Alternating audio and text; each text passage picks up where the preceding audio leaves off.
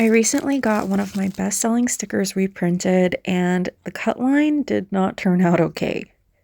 Unfortunately, there was some miscommunication about where the cut line was supposed to be as I left extra bleed space. There was an issue with the file upload, and I think my message got lost in translation about wanting the border to be thinner. Luckily, I was able to get my reapurrrs reprinted, but now I have this other sticker with the wider background and border.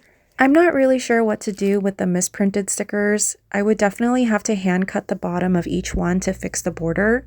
What should I do with these?